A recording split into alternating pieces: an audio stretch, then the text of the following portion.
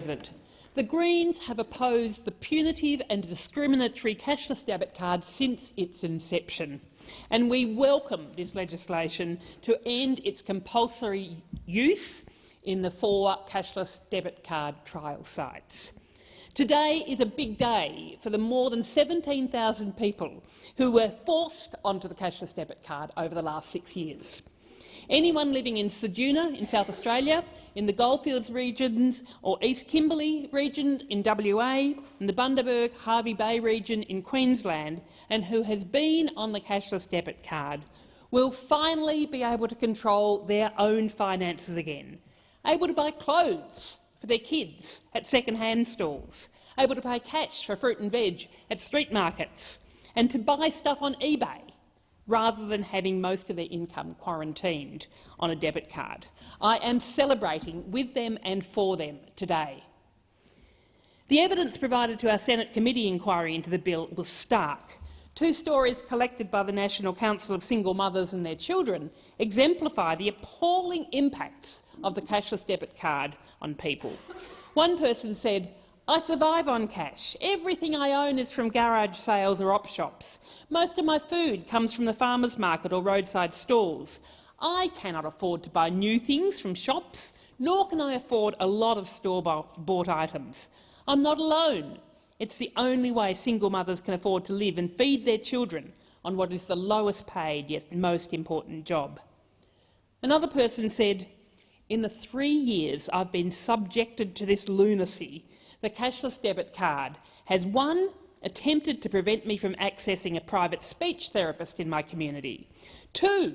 Prevented me from using my tax return to buy my son a bedroom suite, and 3. Put a bunch of people with no mental health, disability or domestic violence skills in charge of my financial situation in an arbitrary manner. And when my ex-husband treated me this way, the family court called it financial control." Compulsory income management has consistently failed to benefit those who it was imposed upon and has instead had a demonstrably harmful impact. And abolishing this card is an important step towards social equity and racial justice. We thank all the groups who campaigned and fought against this punitive and horrific measure and who have called for it to end, and thank the many people who were vulnerable and brave enough to share their stories of what it meant to be on this card and the damaging impact that this card has had on them. They did it in evidence to the inquiry and in their advocacy both before the election and after it. For your courage, your commitment and your advocacy, and all the advocates and activists who are watching as the cashless debit card is abolished in the trial sites with this bill, thank you. But we must not forget the many people who will continue to be subject to compulsory income management, such as the Basics card, once the cashless debit card ends. And remember the people in the Northern Territory who are on the cashless debit card who are going to be forced back on to the Basics card, albeit an enhanced version of the Basics card.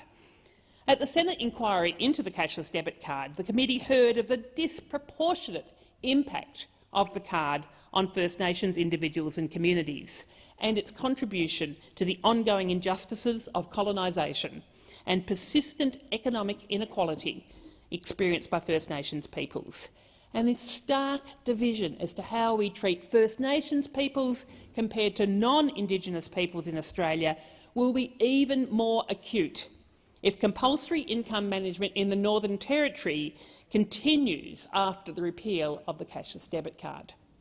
This is why the Greens are calling to an end to all forms of compulsory income management in this country.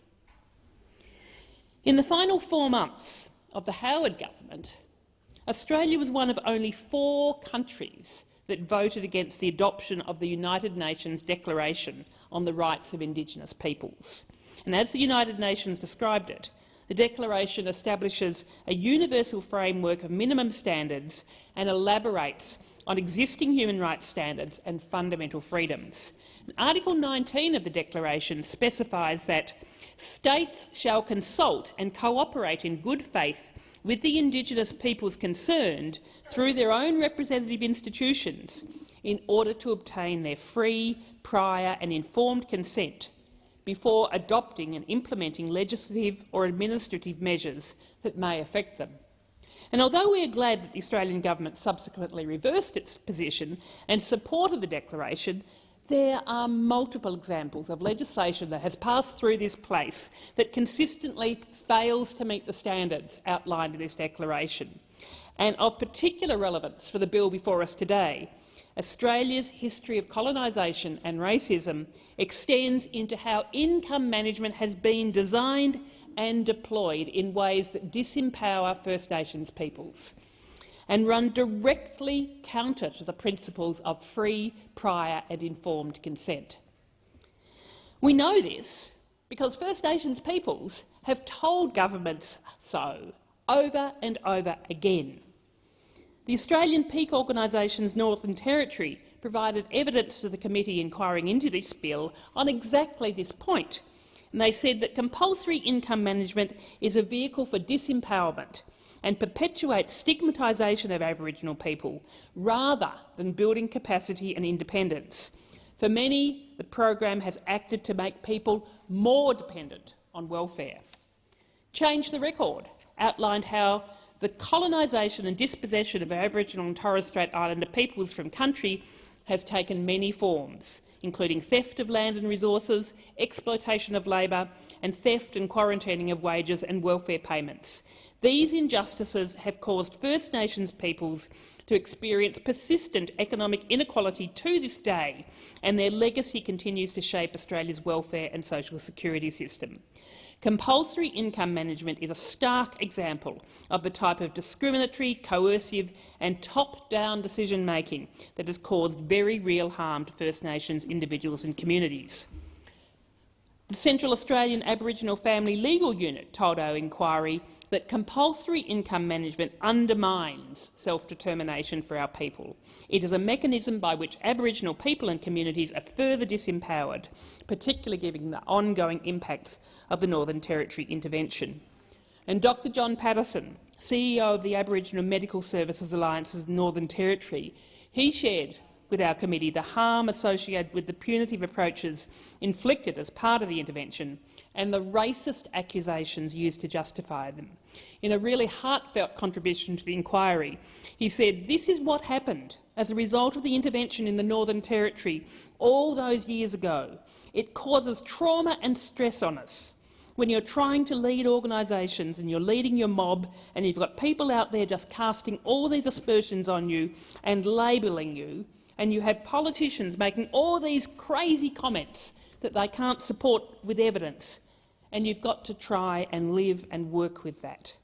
I struggle with that."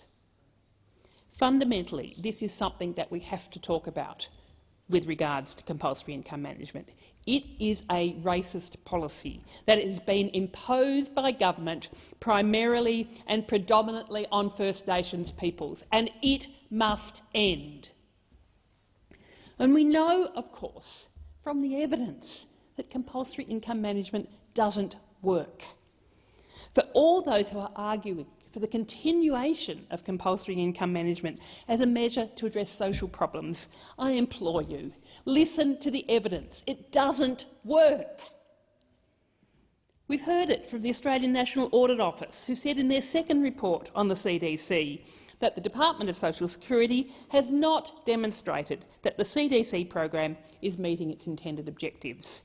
And similarly, the Australian Council of Social Services told our inquiry there is no credible or conclusive evidence that these policies have delivered better outcomes for individuals or their communities. Instead, cashless debit and income management are paternalistic policies that restrict basic human rights. And the St Vincent de Paul Society told us that the card should be scrapped because it is discriminatory, punitive, costly and ineffective. It has not produced significant long-term reductions in the use of habitual alcohol, gambling or illicit drugs, or improvements in participants' budgeting strategies or socially responsible behaviour. In fact, rather than simply failing to develop the benefits some of the paternalistic advocates claim, it can actually cause harm. Dr Elise Klein summarised in her evidence that research published by the ARC Centre of Excellence, the Life Course Centre, examined compulsory income management in the Northern Territory and showed a correlation with negative impacts on children, including a reduction in birth weight and school attendance.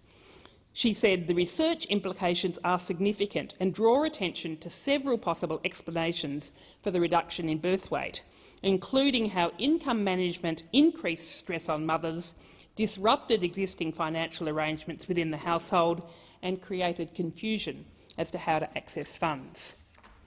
So the Greens will support the passage of this bill.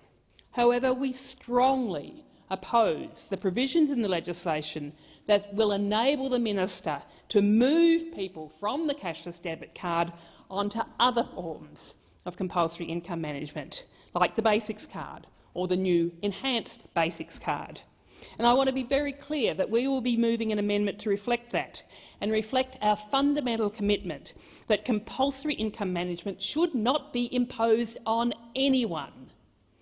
Rather, a genuine abolition of compulsory income management, rather than being that, the legislation as currently written will simply shift thousands of people, largely First Nations peoples, from one form of compulsory income management onto another, with the same failings and the same punitive impacts. The Greens support an opt-in voluntary option for income management for those that want it. And we welcome the announcement from the government that they will be moving towards ending all compulsory income management at some stage. But we think it can and should happen sooner. Compulsory income management is a failed punitive policy that can and should be removed as soon as possible. So, beyond removing compulsory income management, we need to be funding the services and the supports for communities that are needed across Australia. It's simply not enough to remove the harsh punitive conditions that have been in place. We actively need to provide the support and the services that are needed in communities across the country. We've had a decade of Liberal government cutting key programs across Australia, and now a Labor government is arguing that because of the decisions a Liberal government made, that they can't fund the services that we need. People in communities across the country who are struggling deserve better. And that's why at the last election, us Greens, we took a platform of providing $1 billion extra a year in funding for essential social services, so that services like drug and alcohol services, like family and domestic violence services, and the community services are so urgently needed can be funded. That's what needs to be put in place. As we get rid of compulsory income management as soon as possible, we need to be putting in place the funding for those support services that will genuinely allow people to be living their best lives. So I foreshadow that we will have an amendment to address this issue, and we'll call for the cross-party support for the basic principle that, regardless of your position on the cashless debit card, we must ensure that services are provided for people in the community, foreshadowing a second reading amendment. So, as well as repealing and abolishing all forms of compulsory income management, there is much more that must be done. And funding services, but critically, we need to be ensuring that anybody in Australia has got the income they need to survive. Anybody in Australia should be able to get a guaranteed livable income for everybody who needs it. And as part of that guaranteed livable income, there are two key things. One is to end the punitive conditionality that permeates so much of our income support system, which the cashless debit card and compulsory income management absolutely exemplifies. The mutual obligations, the income management and the other programs that make it hard for people to access income support. And the second thing we need to be doing is to be raising the rate of all of our income support payments to ensure that all payment rates are above the poverty line. So let's be clear. We're abolishing the cashless debit card in the 4 trial sites today, but more needs to be done, because poverty is a political choice, and we cannot end poverty in Australia if we punish those who are suffering without enough to live on. It is cruel, it is often racist, and it must stop. Senator Rice, you